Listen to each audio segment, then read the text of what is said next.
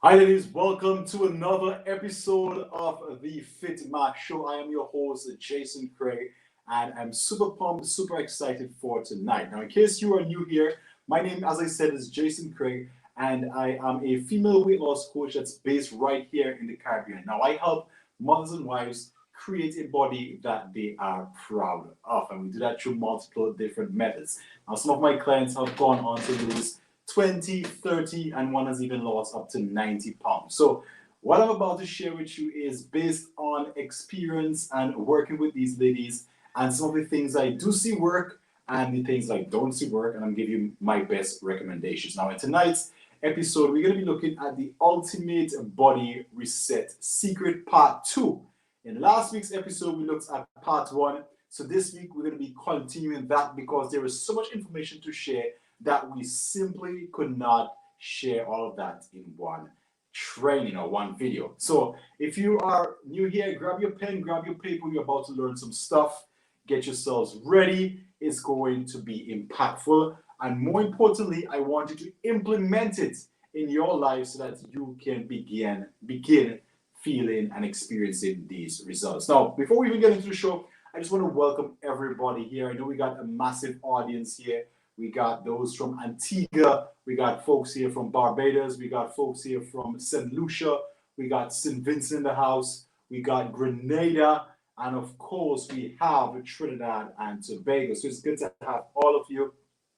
It's definitely a pleasure having you on this show, taking time out of your busy schedule to tune in here. So also want to give a big shout out to our FITMAWs, those who are in the struggle, in the trenches, creating bodies that they're proud of, and those of them on the 6-week challenge. Now, in case if you are new here again, we recently launched a 6-week challenge. We'll be kicking it off again full force tomorrow.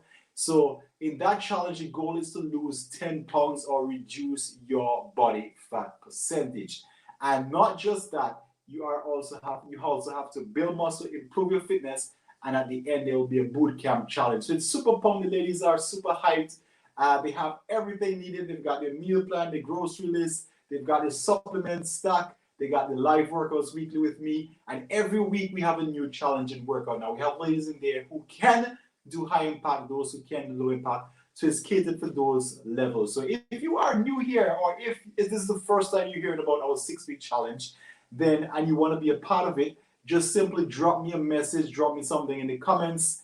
You can even WhatsApp us at 1-385-743-1906. That number again is 1-385-743-1906.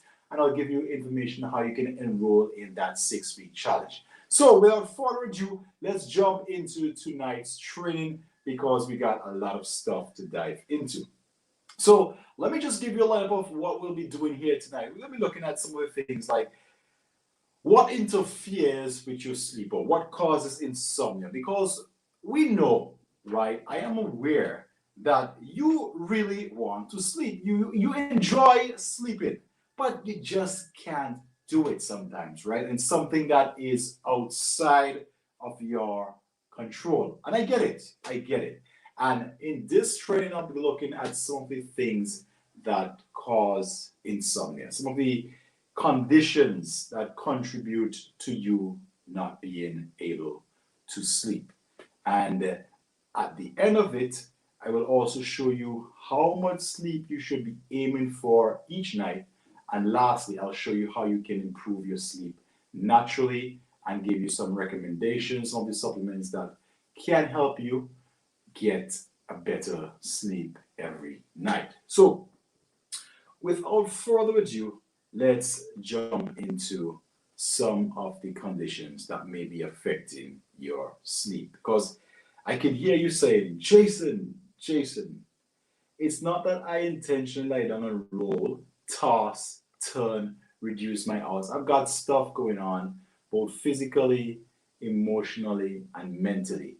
And it's affecting my sleep. It is out of my control.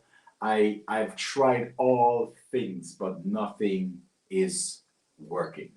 And I get it. I understand. So let me go through some of the things here that I have on my list of possible causes of insomnia.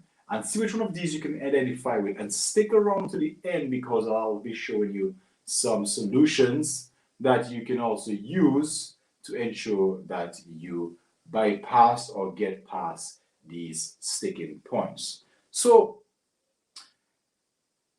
I'm going to name it, and some of these solutions, I'm going to be keeping them specific to our audience, which is mothers and wives. And we know as mothers and wives, there are so much things going on a daily basis that at some point it adds up and it reflects in your sleep. And so one of those things that causes insomnia, that affects your sleep each night, is stress and anxiety. Now, in the world that we are living in right now, with the COVID, with the lockdown, with the uncertainty of life, there is, understandably so, a lot of stress, both by our mothers, by our wives, by everyone. And this stress that is bred from uncertainty do interfere with our temperament and, as we would discuss, with our sleep, because we are stressed out, we are becoming anxious, and with no solution in mind, it's a perpetuating cycle. It just goes on and on. And at some point, it will have an effect on us. Now, we already know from the insulin point of view, from the weight gain point of view, how dangerous this perceived stress is. But it is also affecting us from a sleep point of view. And when it does, not only are you setting yourself up for long-term illnesses and diseases, but you are in effect shortening your life. That's right, you are shortening your life, because studies have shown that when you reduce your sleep, you actually reduce your longevity, right? So what to do when it comes to this, I will show you at the end, so stick around there. So stress and anxiety, that's a big one, and I'm sure you could probably testify at some point when you were having your sleep issues, providing that you no longer have them, or if you still have them, stress and anxiety was at the core of it all. Now, a next one that sometimes is sneaking, especially if we use a lot of processed food, is caffeine. Caffeine can definitely affect your sleep. Caffeine, as you know, is a stimulant, and its goal is to stimulate you and not to tranquilize you so that you can go to sleep, right? And sometimes caffeine is hidden. And that's when it becomes a problem, because most of you ladies, you would not intentionally drink a stimulant if you're trying to sleep. But sometimes caffeine is hidden. And some of the biggest culprits are the soft drinks that we drink, right? Some of the big red bottles, we're not going to call their names here, or the blue bottles that starts with P and end with I. Some of these are loaded in caffeine. If you drink these a few hours before bed, then that is definitely going to interrupt with your sleep. Also, certain teas, like for example, coffee, black tea, high amounts of green tea also do have caffeine. But the green tea has something in there called L-theanine that has a calming effect. So that's one of those examples where it sorts of balance out itself, right? So that's the good thing with green tea. But a lot of these other teas have stimulants in them. And sometimes even your pre-workouts, some of the supplements you use for pre-workouts, they have caffeine in them, caffeine anhydrous. And as a result, it interferes with your sleep. Now, another thing is if you smoke, so like cigarettes, alcohol consumption can interfere with your quality of sleep. Again, from the stimulating effect, this can definitely affect your sleep. Now, due to certain conditions, persons are on different medications. And little do they know that these medications, even though they are intended to treat, they can also be affecting your sleep. Now, I'm not going to tell you to come off your medication. It's something you need to speak to the doctor with and see if there is another alternative where it will not affect your sleep, right? So, because ladies, you have to think of sleep like this. Sleep is the concrete that puts or binds or or hardens your results, right? So whatever you're doing outside, whether it's working out, whether it's eating healthy, whether it's trying your best, whatever you're doing to try your best to ensure that you hit your goals, if you're not sleeping, that is not going to be concreted. It's like when you lay a foundation, right? So we dig it out, we put the steel in, we put the frame in, we load it with concrete, but we never allow the concrete to rest. We're always moving it, shifting it around. Eventually, you're going to have a shaky foundation. And that's the same thing with your weight loss. If you are never giving that body a time to rest, recuperate, recharge, it happens. Like your phone. We use your phone. If you're always on your phone and you charge it for like a 1 minute, a 2 minutes, yes, you might get it to carry on, but eventually there's going to be a point where the demands on it is going to be so great that the battery will be depleted. And that analogy is similar to what happens sometimes when we cut our sleep short. Because of what's going on, we have to get everything done. And we cut our sleep short. As a result, we are now giving our body less with which to do the same amount of work.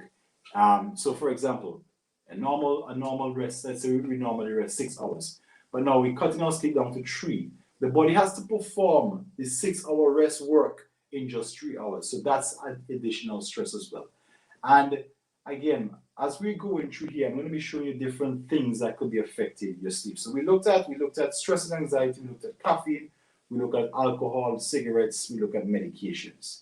Now, certain diets, especially low carb diets, can also affect your sleep, because if you have ever done a low carb diet, one of the side effects of that is irritability, right? So you're always irritable, you're always antsy, and sometimes what do you find happen, especially when you drop the carbs, you're going to bring the protein up. So if you are not eating carbs and you're just eating tons of proteins, this is throughout the day, right? I'm not just talking for 1 minute, I'm talking like you've been a low carb diet forever, right? What is going to happen is that protein sometimes could take a long time to break down. It depends on when you eat. If you're not eating like 3 hours before bed, if you're eating and going to sleep, then you can also experience that crash, right? Where your carbs or your sugar falls so that you wake up hungry and irritable, right? So low carb diets and other diets can cause that sleep disruption to take place in your body. Now let's bring it in. Sometimes it could be your mattress or your pillow, right? If the mattress is too hard or too soft, it can affect your sleep. Too hard, again, it's not comfortable. Too soft, your body is bending. So your body is sinking into the bed, which of course, when you wake up in the morning, you're going to be feeling sore, your back is going to be damaged. So these are some of the things can affect your sleep. And for women, we can be looking at things like hot flashes. So when you're going through menopause, these are some of the issues there that can be affecting your sleep. And from the stories I've heard, I understand it's a very uncomfortable experience, because the AC can be in like full cold mood, but you're just sweating profusely because of the menopause. And these are things that we understand, right? Also, if you recently had a baby, because the baby wakes up every 3 to 4 hours for feed, and that also will affect your sleep. Now, some of these things are temporary. For example, like the baby, because the baby would eventually grow up, and this phase too shall pass. That's just a sacrifice we have to make as parents. But some of them can be a little bit more prolonged, and as a result, they can cause detrimental effects. So those that you do have control of, so like for example, the caffeine, you can control the amount of caffeine you take in before bed. If you cannot use caffeine at all, that would be ideal.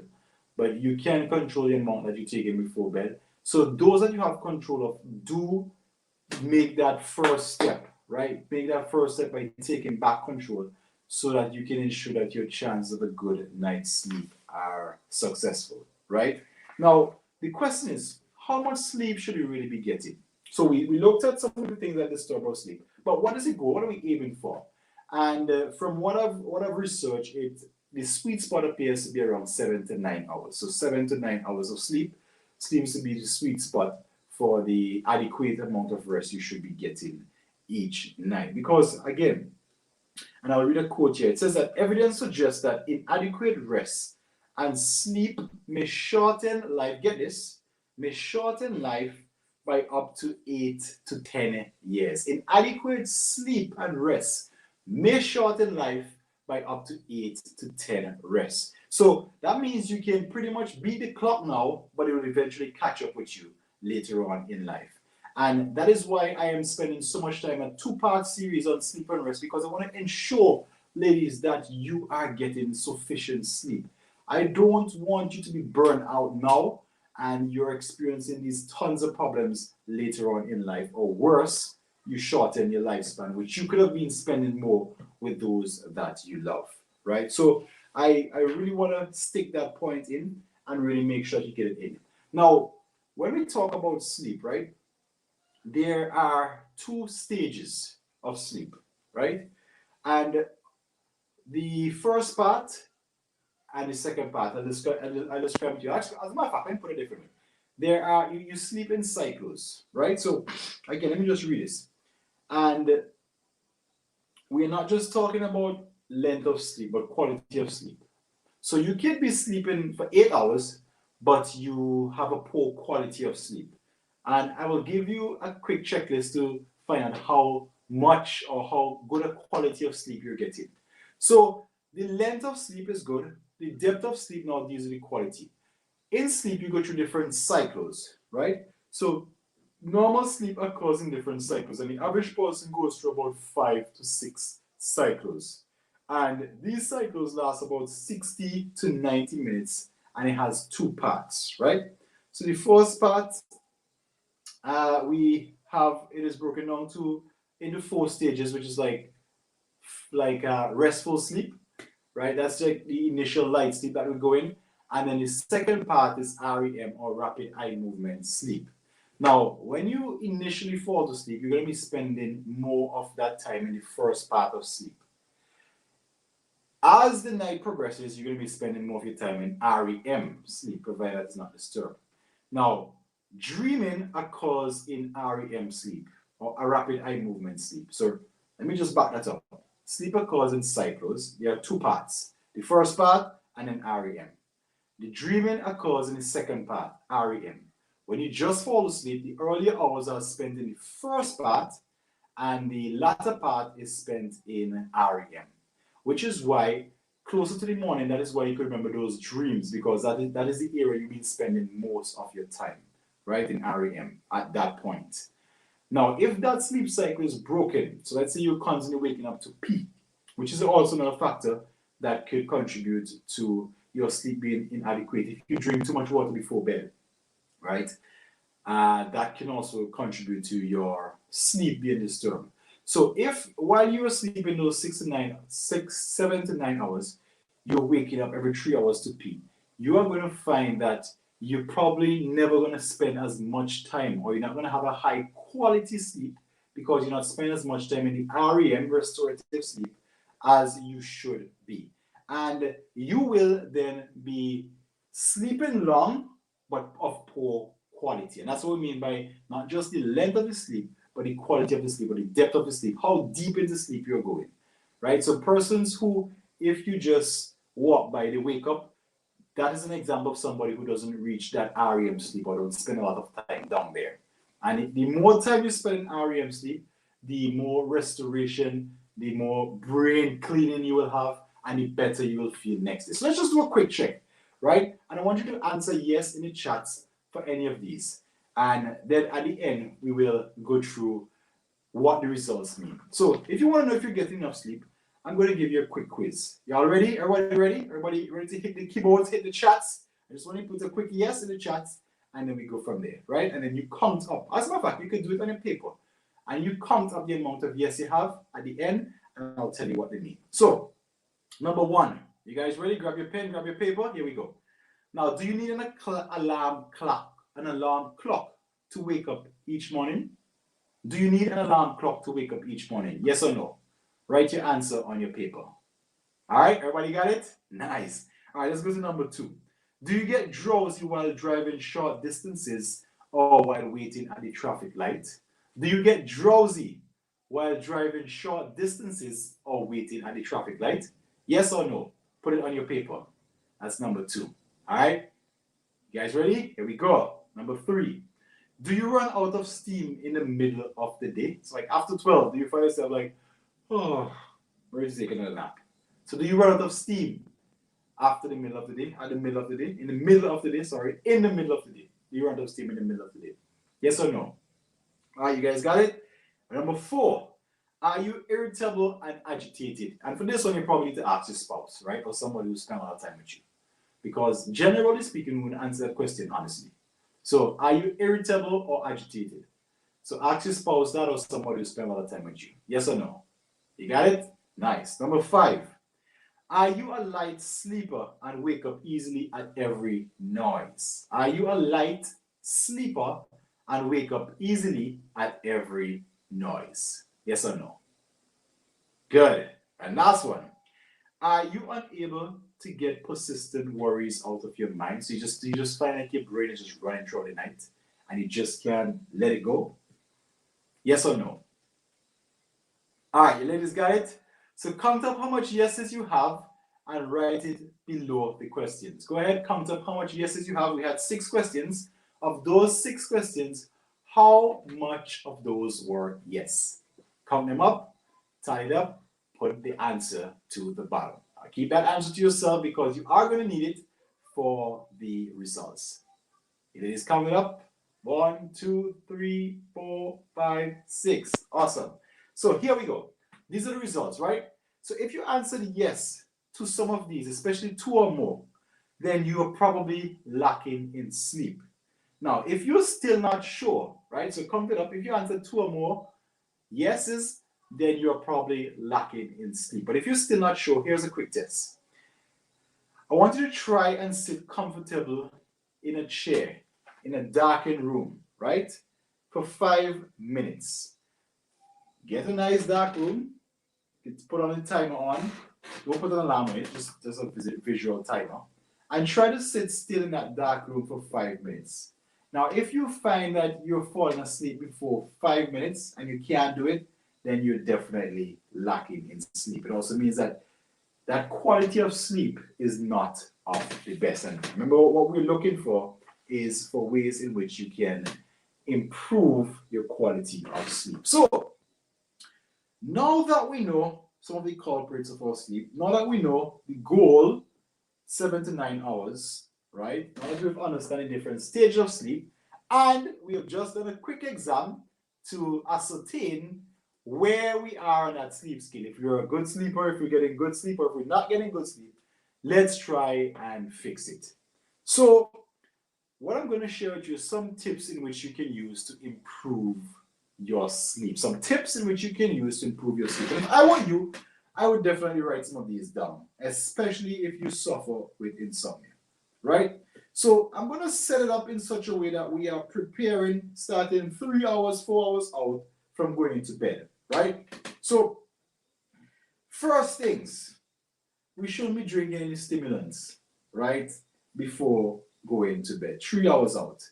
And depending on your sensitivity to caffeine, we're talking about cutting out caffeine by about 3 p.m., right? If you could cut it out altogether, that would be great, and I will show you next training why that is important. But that is beyond the scope of this lesson. But if you can cut out anything with caffeine by 3 p.m., awesome. The latest, 3 hours before bed. So let's start with that. Let's cut out all of these added things. The next thing, for those of us who work out, the training that you do could sometimes affect your sleep, right? If you are doing hardcore, all out, heavy training. Now, those of you in the 6-week challenge, that includes that training that we're doing. We want to try and hit that out by 3 hours before bed, which is why I normally schedule the trainings at around 6:30. Because most of us go to sleep 9 o'clock, 10 o'clock, right? So that's already 3 hours out. You should have some time to de-stress, right? So we remove the stimulants. We are still exercising, but we're just making sure that we're scheduling it at the right time.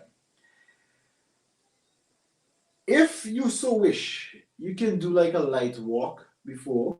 If you so wish, you can do a light walk before bed. And again, that will just sort of wind you down. And next thing you can do, and this is something I recommend, if it is possible, and this is not for asthmatics or persons who are prone to such conditions, right? But take your shoes off and stand on the cold lawn, on the lawn outside. It is something called grounding. So all of the, well, of course, you know your body is a conductor. So all of the electrical charge sort of flows through your body. It's also a way to distress and wind yourself down for the night, right? If you live close to the beach, walking on the beach sand is just as awesome. Bare feet, because you want your feet to make contact with the ground so you can have that nice flow of electrons going through you, right? And that really helps to relax you. Try it at least if you just try it for 5 days. Don't do one and say it didn't work, right? Give it some time. Let's just do it for 5 days. And then at the end, you let me know next week how that works. So that's something you can try. And these are tips I'm giving you to wind down, right? And next thing you can do is deep breathing. So like breathe in, hold the breath for like 10 seconds and release slowly. And the counter or the combo, you can do this while you are standing on the beach sand, your lawn, or walking on the beach. So you can be doing deep breathing while walking, right? And you're gonna find yourself is gonna wind down, especially those with stress and anxiety. You're gonna wind yourself down, right? It works really good. I've tried it before. So once you've done that, that's the preparatory steps. We're 3 hours out. Plan what time you want to go to bed. So you have to set a goal, whether you want to go to bed at 9 o'clock, 10 o'clock, whatever it is. Set a goal, right? So now we have a point that we're working towards. Whatever work needs to be done, we need to tap loose ends before that so we can be lying on our bed by 9 or 10 p.m., whatever our goal is, right? And the next thing I want you to do is to prepare your room. So that means on your bed, I shouldn't be seeing any laptop sitting there, any books, any school assignments, any papers to mark, any reports to hand in. All that stuff should be cleared from your bed. There's an office for that. Put that in your office if you have a home office or in the living room. And the bedroom, the main goal is to sleep, to recharge, right? Remember, that is your charger. So you don't want to be putting all sort of clutter there because that may take your mind off and destroy all of that effect that you just gained from doing the grounding. So we are preparing the bed now. 3 hours out, we remove the stimulants, we do a light walk, we make sure exercise is right, we breathe, we ground, we're done with that. Now let's clear the bed, let's prepare the bed, let's move the bed, turn it from being an office into a place of rest, right? And the next thing is that we can start to add some herbs. Some of the local herbs that we have here that you can use to improve your sleep is the soursop leaf. That works well. Some persons are going to say it doesn't work for them. Don't worry, I have some more coming up. So the soursop leaf, you just take a leaf or two, you boil it in some water, bring it to a boil, and just let the leaves sit in there, draw out for about 10 minutes. Strain it off, cool it, and drink it, right? So that also helps to calm you down. And next one is the trumpet bush. Now, if you're in St. Vincent, you'll be familiar with that term. If you're not in St. Vincent, this is the bush that when rain is coming or when breeze blows, the underneath of it turns up and it's white underneath. So we call it trumpet bush in St. Vincent. I know we have people from different cultures here, so I'm not sure what you call it, but I just described it so you can know it or you can recognize it if you have seen it before. All right, so you can boil it the same way. You boil it in some water. It turns into a darkish brown color. Strain it off and you drink it. They also use it for colds as well, right? That in itself helps to improve your dreams as well, because you're going to find when you drink that, you're going to have some deeper, more vivid dreams, right? So that means you're more in REM. So just something to note. Another one that you can use is, this one you'll probably find in pharmacy, something called valerian root. And valerian root really helps to relax you. It's a supplement you can find in a local pharmacy, and that helps to induce sleep as well and helps to relax you. Another one is melatonin. And this is the next one that you can use, again, for relaxation purposes. And it really helps to induce sleep. Your body actually releases the hormone melatonin when you are getting ready to sleep. So the place gets dark, your body releases the hormone melatonin. That's the signal to tell your body to start going to sleep. Now, here's the trick. Here's the catch 21. When you're on your phone has something called, let me make sure I have it right? It's the white light. So the light from your phone, when it hits your eye, it actually tells the pineal gland that it's still daytime. So you will never get that signal or that melatonin release to go to sleep. That is why it's important before bed, you should be limiting your screen time, right? Limiting your screen time. Now, if for some reason you have to use screen, use a blue light. I believe it's a blue light is called. So it's like a filter, a blue light filter, I believe. A blue light. No, so it's blue light lights you. You need a blue light filter, and you can find these apps on your phone. So you could put like night light, and what happens? You set the time. So let me say from 7 p.m. your phone will turn to like a yellow color, right? So that's the night light where it will actually turn into a yellow color to help induce or allow that pineal gland to know that it's getting dark, right? So just something you could try. And another thing that you can try is L-theanine, right? L-theanine, that's the next herb that you can try as well. And that would also help with the sleep. So let's just recap, right? Before you go into bed, you want to make sure you're cutting out the stimulants. So caffeine, that kind of stuff, you cut those out, right? You want to, if possible, stand outside in your lawn and deep breathe at the same time. So deep breathe, standing bare feet out in the lawn. That will help with the grounding, relaxation. Now, if you're asthmatic and you catch colds easy, then don't do this one, right? And you could probably go early in the evening when it's still bright and walk on the beach. So that will suffice. The next thing is to set a goal for going to sleep. So you set a time that you want to go to sleep and aim for that. Prior to that, make sure that your bed is clean. Anything that will distract your mind from sleep, that should be removed. A laptop, phone, tablet, anything, remove that stuff. And if it is absolutely necessary, then you can use some of these herbs like the soursop, the valerian root, the L-theanine, the melatonin. Now, we actually have a herb. It's called the sleep multiplier. It's a supplement, and that really helps with your sleep. Like the name says it all. So if you're really, really having trouble with sleep, then the sleep multiplier is definitely something that you want to include. And we do have a special coupon off that you can get if you buy the sleep multiplier with us. We actually get it from a company called Prestige Labs, and we are one of the distributors here in the Caribbean. So that they've given us like special coupons that we can pass on to you. So if you're really, really, really struggling with sleep, I would strongly suggest that you use the sleep multiplier. And just PM me again, 1-385-743-1906, or you can just drop a message and I'll get back to you on how you can actually order this supplement and make sure that you can use it in your daily regimen. Because remember, sleep is extremely important for not only lowering your insulin levels, but balancing your hormones, improving your drive, improving your insulin sensitivity, and most importantly, helping you to lose weight, right? So that is something you can also try if you're having issues with sleep. So, with that being said, that has brought us to the end of this episode of the FITMAW Show. We have looked at sleep, we looked at some of the causes of insomnia, we looked at how much sleep you should be getting each night, and then at the end we looked at ways in which you can improve your sleep, both naturally and some things you can do prior to going to bed.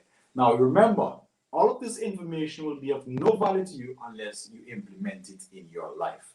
So the notes that you just took, let's now put that to work. Let me know how it works for you next week.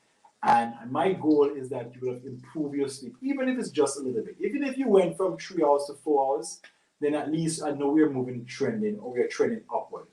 Once you get up to 7 hours, you just want to maintain that. That 7 to 9 mark, you maintain that. So don't beat yourself up if you just got 1 hour more. That's still better than if you are at the same place before we had this conversation. So just track your sleep, make sure that you know how much sleep you're getting each night, and this way you can improve and make sure that you are hitting those markers. Now, it was certainly a pleasure having you here on the FITMAW Show. I am your host, Jason Craigg, and if you have any questions in regards to anything we spoke about, go ahead and hit us up in the chat. Also, if you are new here for those of you on YouTube, don't forget to hit that subscribe button and also the notification bell so that you will be the first to know whenever we release new videos. If you're on Facebook, hit that follow button, add me as a friend on Facebook. Let's get to know each other. And my goal for you is that someday I will see your testimonial of how you changed your life and created a body that you were proud of. Have yourselves an awesome Sunday, and I will see you in next week's episode.